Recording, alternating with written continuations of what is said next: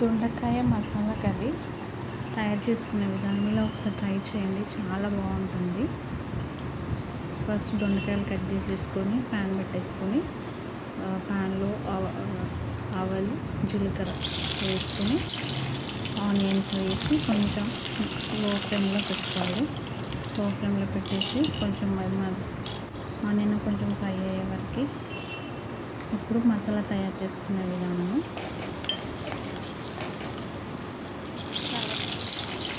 అలా ఫ్రై అవుతూ ఉంటుంది. లో ఫ్లేమ్లోనే పెట్టుకోవాలి.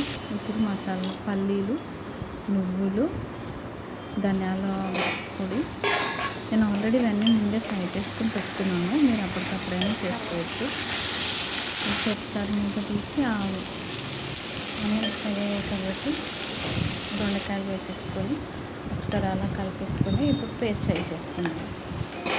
మసాలాలన్నీ నేను దాంట్లోనే వేసేసాను. దాని ఒకసారి అలా కలిపేసుకొని సిమ్లో పెట్టుకోవాలి. మూత పెట్టేసుకొని ఒక 5 minutes తర్వాత అల్లం పేస్ట్, తర్వాత పసుపు యాడ్ చేసి అల్లం పచ్చివాసన పోయే వరకు కొంచెం మీడియం ఫ్లేమ్లో పెట్టి మూత పెట్టాలి.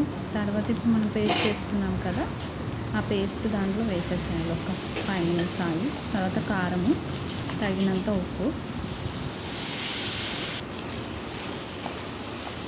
మొత్తం ఒకసారి అంతా కలిపేసేసుకొని కొంచెం ఒక 5 minutes అలా పెట్టేసుకోవాలి సిమ్లో.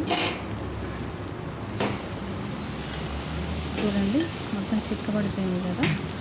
ఇప్పుడు నేను ఒక గ్లాస్ వాటర్ తీసుకున్నాను.